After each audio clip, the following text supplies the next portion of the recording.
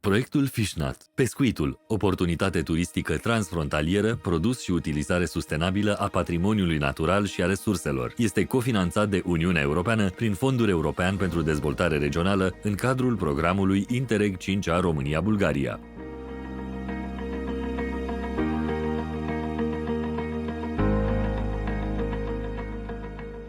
Festivalul Fishnat a avut loc în perioada 20-22 a 9-2019 la Călăraș, în cadrul proiectului Fishnat, pescuitul, oportunitate turistică transfrontalieră, produs și utilizare sustenabilă a patrimoniului natural și a resurselor, cod ROBG 402, proiect cofinanțat de Uniunea Europeană prin Fondul European de Dezvoltare Regională. Evenimentul a fost realizat de către Fundația Natura Vie din Călăraș, liderul acestui proiect, împreună cu partenerii din Bulgaria și România.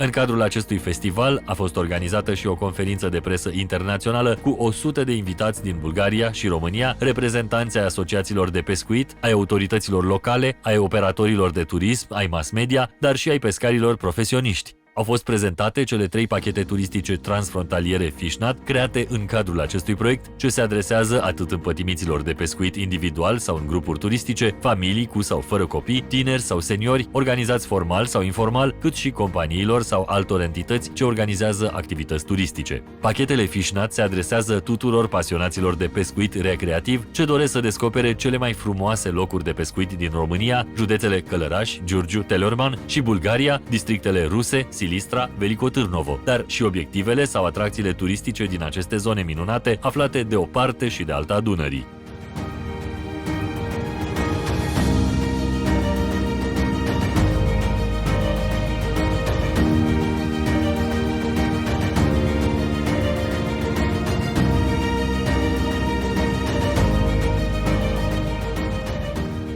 Promovarea pescuitului recreativ transfrontalier ca și atracție turistică are un impact major asupra turismului dunărean și pune în valoare patrimoniul natural și cultural din zonele vizate în cadrul acestui proiect. Cei care vor să facă drumeții cu barca, cu bicicleta, cu mașina sau chiar pe jos vor descoperi și admira un peisaj unic în Europa.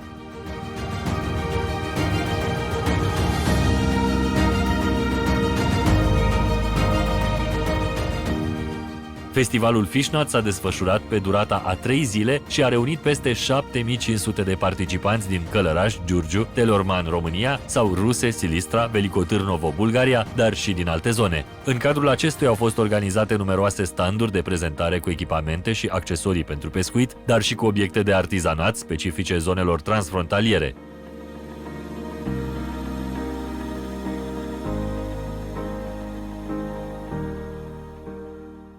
Nici preparatele culinare pe bază de pește nu au lipsit de la acest festival. În zona special amenajată, numeroși pasionați de gătit au pregătit chiar sub ochii vizitatorilor pofticioși delicioase feluri de mâncare cu pește sau fructe de mare.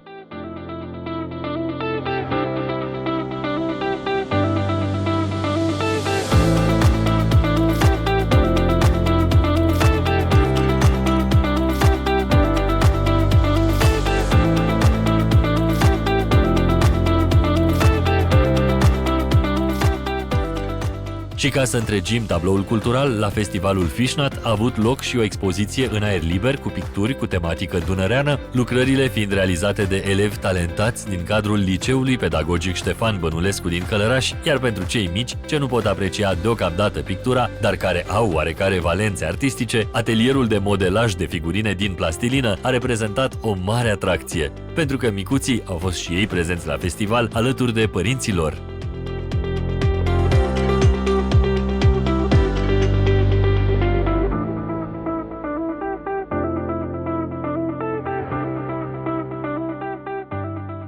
Pe scena amplasată în apropiere, numeroși artiști, interpreți, dansatori, amatori, dar și profesioniști au susținut spectacole artistice zilnic, publicul putând să urmărească atât ansambluri de folclor, cât și de dansuri populare tradiționale bulgărești, dar și românești. De asemenea, au avut loc și recitaluri de muzică ușoară, rock și folk.